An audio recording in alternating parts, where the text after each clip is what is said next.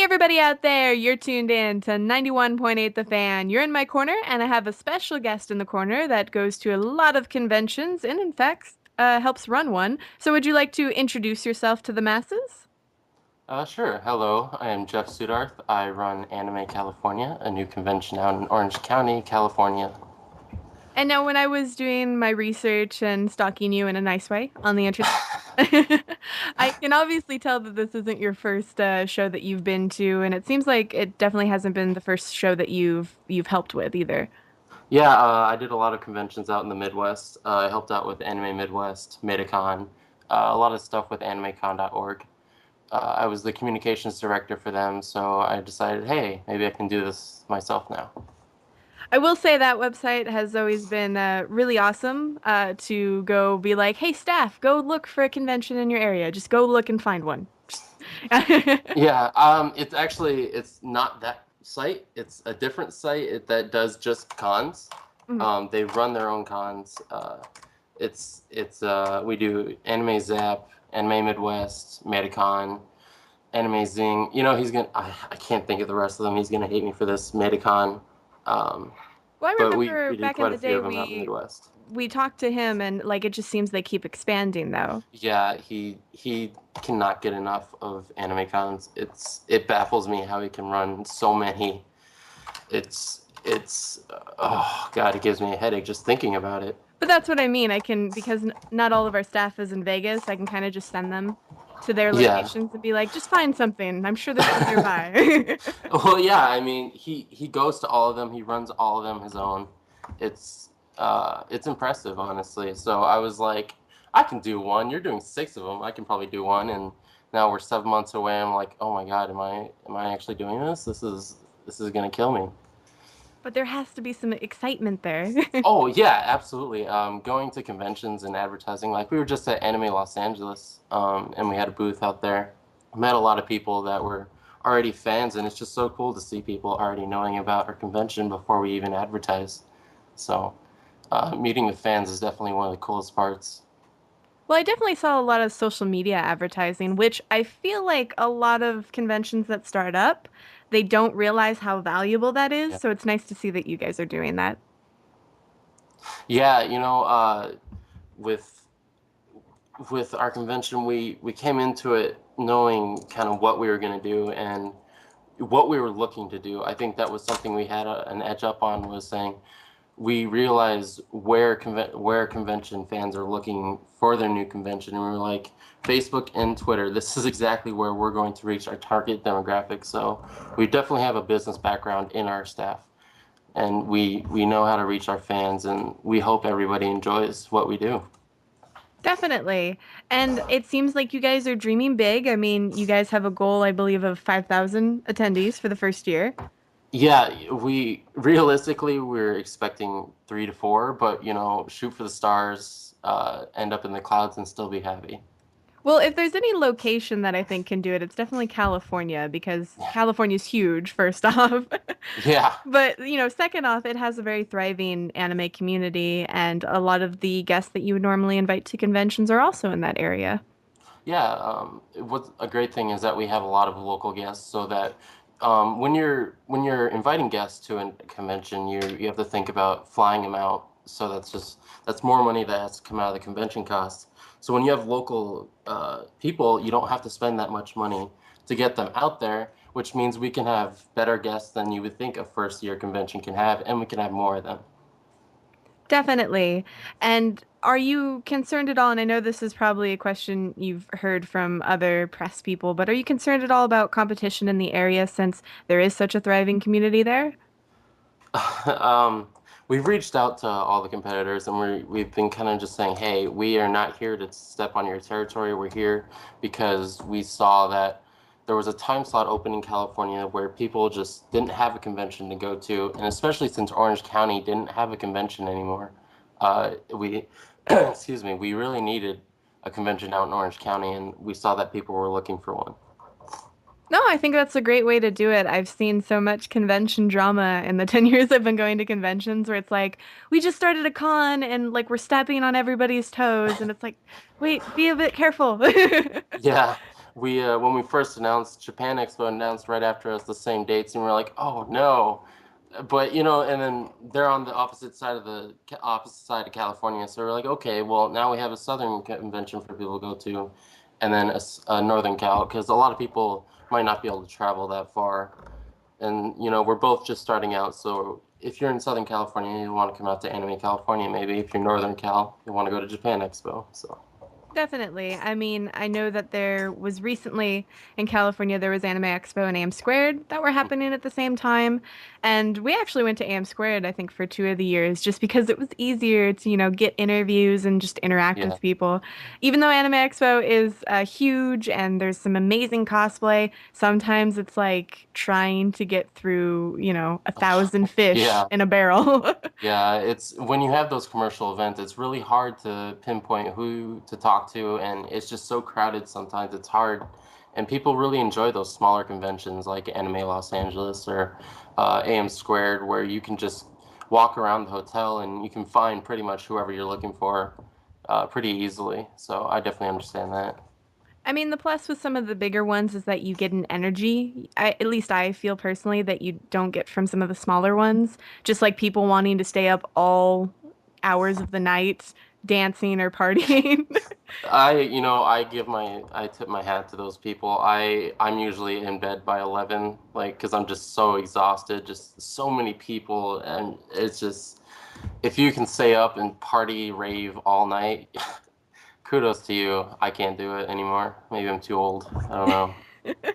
Well, I can kind of relate to them a little bit because when we were live broadcasting at Youmacon, I think I was getting up at like 8 or 7 every morning, and then Yeah, I wasn't going to sleep until 1 or 2 tops because we were, playing music the entire time. So yeah, it was fun, but at the end of the trip, you're like, wow, I need to like hibernate for 5 days. yeah. Especially when you have the con flu, and I just got the con flu at ALA, so I've been in bed for the past 2 days just trying to get better. So I mean, it was rough, but we were there to do a job and we did it, and I think we did what we went there to do. Well, I know that with Conflu, my big remedy for that is always having vitamin C and just taking at least one tablet every day. And if Yep. my throat's starting to get sore or something, like I feel it, I'm like, I need to just down more vitamin C. Yeah. Especially when you're walking around saying, "Hey, come to our con," or you have to shout it because there's so many people talking. By day two of the con, usually you're just like, "Hey, come to our con," and you're just trying to like get your voice back. It's ridiculous. It's a lot of work, and I don't think a lot of people don't realize how much work it is really to start a convention. Oh, definitely. So I'm curious, what was the reaction, at Anime Los Angeles? Um, our main demographic we were looking at was the League of Legends cosplayers, mainly because our convention is what we try to do a little differently to create a little variety, saying we don't want to just make another anime convention. You have those already in California, you have them everywhere. We have an anime and esports convention. For people who are unaware of esports, it's professional gaming. So if you're like a League of Legends fan, Dota 2, any of those games, it's professional gaming where you have professional teams playing for money. Riot does a lot of stuff like LCS. So what we do is we are trying to bring out pro teams for people to hang out with at the convention. So half our convention is anime, half of it is esports. Um, and we're trying to bridge the gap between anime and esports fans because we think that's there. We see if you go to a convention, you're most likely going to see a League of Legends cosplayer, whether you like it or not. And so I think there's a lot of potential there to bridge the gap with gaming and anime because you see those gaming rooms at a lot of those anime conventions, and they're either really kind of half-assed or they're just non-existent. Mhm. And we're like we can do so much more with this. People love the gaming rooms if you make it right. And we just talked to Bushiroad. We've been talking to game developers to come showcase their new games at the events. We have an awesome venue for that. Uh, so I mean, when we showed these anime fans, hey, we're doing esports as well. We got actually quite a lot of people like, oh my goodness, I didn't actually think there was ever going to be something like this. This is awesome, and so we got really positive reactions. And then those people who were just anime fans, they're like, oh, you guys actually have really solid guests. and we haven't announced all our guests yet, so we have something for both. That's really exciting. I mean, a bunch of the staff was just watching the European games, cheering for Gambit. Go Gambit. Yeah. So, most of the time I'm the only one watching Europe though. So, Okay. yeah, that's usually just me, sadly. I was all for EG when they were EU EG, but Hmm. I've I've been so busy lately I can't even watch it anymore. I've been able to watch a little bit of the NALCS just because I have friends playing in it now. Um, and I have to cheer them on, you have to cheer your friends on, and they have the Coke Zero League. Like it's just becoming so big that it's I think something like this was bound to happen, and I'm excited to be the first one to do it. Yeah, it seems really exciting, and obviously, like not only League of Legends, but the StarCraft community is super big. In Yeah. fact, we're talking with two StarCraft commentators tomorrow, which is Oh, cool. ironic. Ooh, do Um, you mind if I ask? let me pull up their names just as a Oh, precaution. yeah. I don't want to make it be wrong or anything like that. But Nick and Erin, I believe it's Wingnut was one of them. Okay. They work with SC2CTL.com. We'll be talking more about that tomorrow, so you guys Cool. can find it.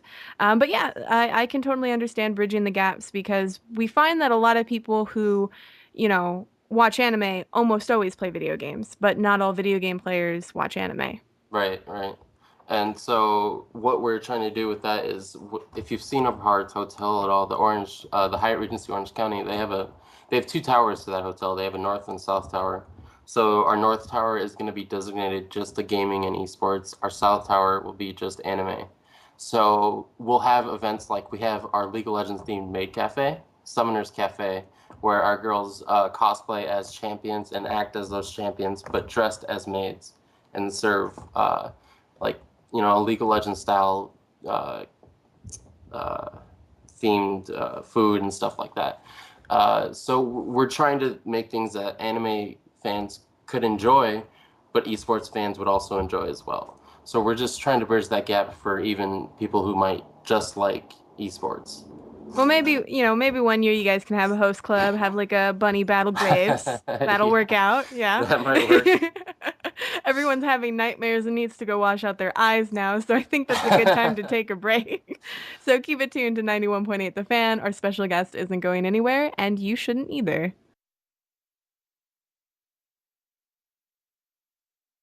Hey, everybody out there, you're still tuned to 91.8 The Fan, because if you weren't, you wouldn't be listening to my lovely voice. Aha! I just needed a compliment today. I'm sorry. Low self-esteem. Uh, Also, my special guest is still here and alive. They haven't hacked up a lung, which is always a good thing. Close, but not yet. I'm waiting until after the interview. Well, you got some vitamin C, so you should Yes, be yes. a-okay. But for the listeners out there who are interested in attending the convention, what kind of guests can they expect to meet? So we're having Cher Millet. She was Asuna from Sword Art Online, probably one of her best known. Kira Buckland. I don't have everybody up. I'm just naming off the top of my head. Chris Patton. Um, Lolita Dark is a local J-rock band. Actually, I'll announce a new band on your show. Nylon Pink. We haven't announced them yet, but we'll be. I guess we have now on your show. So for all the listeners, Nylon Pink is coming out as our second band. And yeah, I think that's our pretty much our lineup right now. We're working on some esports guys. We're working on some pro teams to come out. Hopefully, you can look forward to some of them. We're trying. I'm not going to name any just so that we don't make false promises or anything. Hmm. But we're definitely working on a few, and then we're also going to be doing some more voice actors for anime. So we're trying to give everybody enough reasons to give us a try since it's our first year. Very exciting. I know that actually Nylon Pink was going to be at Am Squared the year they canceled. So Yeah, I never got a chance to see them perform. So yeah, we saw that and we were like, oh, hey, let's give him a chance to perform now. perfect. So bring him back. Awesome. That sounds awesome. So for the listeners out there that want to keep up to date with this stuff, where can they track you guys?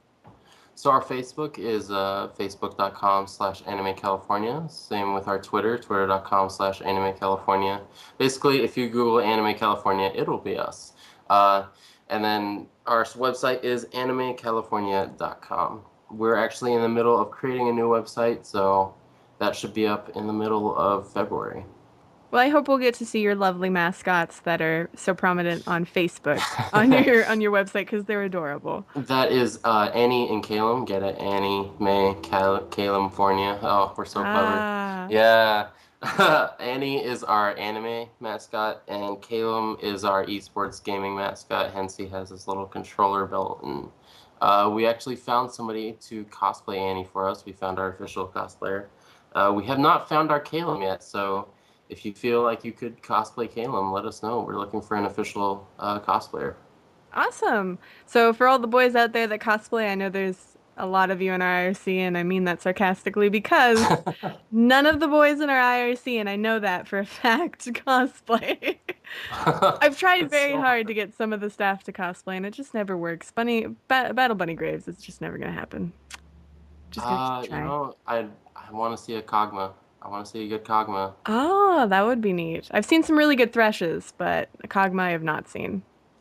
I have not seen a Thresh yet. That I wanna see that as well. I saw a really neat one at my last convention, and his lantern played his like theme song. Oh, It that's was sweet. so cool. It was so creepy. I loved it. I really enjoy seeing good cosplays for League of Legends. Definitely. And now for the fans out there, one of the things that they actually don't know, which hasn't been mentioned, is the date for the convention. You're right. August 22nd through the 24th at the Hyatt Regency Orange County. That is 2014. We haven't announced dates for 2015 yet, so that's just ours. That's what we have right now. Perfect. So, and I actually really like that season in California. I'm just throwing it out there because Yeah, the weather's really nice. It's not like super duper hot where you're like, why? yeah. I agree with that. I think August is a beautiful season in California. Honestly, I think any season in California is beautiful, but I definitely think it gets a little hot. But Orange County, after living in Orange County for so long, going anywhere else, it's like, oh my God, how do you stand this weather? I've never had bad weather in Orange County. Especially for cosplayers too, when it gets hot, it's Yes. like they can't start taking off their costume because that's indecent, first off.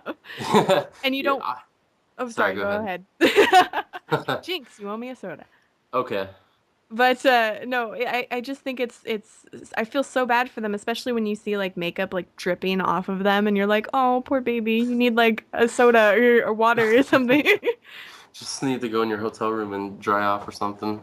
No, I'll see some people doing full body cosplays, like full mask and everything in Arizona. I'm just like, how are you doing this? Like, oh my God, you must be dying in there. I can't even imagine. So I'm glad we have a spot where people can actually feel okay and not, feel like they're about to pass out.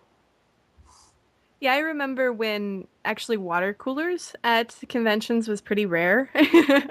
And so, it was always kind of like the hunt to get water. Not Ramune, not Yeah. not soda, just like water and ice was a difficult thing back in the day. People would like hoard the ice machines and like just try and get as much ice as possible. And we're actually offering because we care about our attendees, we heart you guys. We're offering free ramen the whole convention, and we're offering we're offering free soda the whole convention. So I mean, we're trying to get our we're trying to take care of our attendees as much as possible. That is really awesome. I'm sure the listeners love to hear that. Now, since we're nearing the end of this interview, I was wondering if you'd be willing to participate in a 91.8 The Fan tradition. Sure. Basically, we ask if you'd be willing to do a radio bump for us. All right. We ask if you could say, "Hello, my name is," you insert your name. "I do this." You can say that you're the con-chair for the convention or the convention's URL, whatever you want to put there. All right. And you're tuned into 91.8 The Fan. I feel like this is gonna take like six outtakes, but we can definitely give this a shot. Well, if you get it wrong, everybody gets to hear it, and that's their favorite part. Oh, oh, so this is forever. Yes, it is forever. Oh, okay. Can I write this down? You, we've had people write it down before, so I can I repeat don't, it if you want to I write don't it want to down. be like that. Let's just do it. All right, whenever you're ready. All right. Hi, I'm Jeff Suddarth. I'm the CEO of Anime California, and you're listening to 91.8 The Fan. Look, that wasn't that hard at all. Yeah, oh my goodness. You were I all thought it was faked gonna be out. worse. I know because I've done it before for a radio station and I totally messed up. And it was like the highlight of my life of being just nervous and horrible. So it just brought back flashing memories of just being embarrassed. It's vitamin C. It's the power of Yes, vitamin exactly. C. But is there anything else you'd like to tell the listeners out there? Any words of wisdom, dating advice, any other information we might have missed? Don't take dating advice from me, please. I'm horrible at it. Um, you guys check out our convention if you guys are into League of Legends or any other esports. You guys will absolutely love our convention. AnimeCalifornia.com. We're here to make a convention that the fans will love. We really hope you'll check us out. It's our first year. Come support the convention. So I really hope you guys come check us out. Awesome. Well, thank you so much for today. This has been a lot of fun. Yes, it has. Thanks. And for any of the listeners out there that missed any of this interview, don't fret. You can find it on the website within the next few days. So keep your eyes peeled to 918thefan.com and your ears tuned to 91.8 The Fan, where we play everything you want and nothing you don't.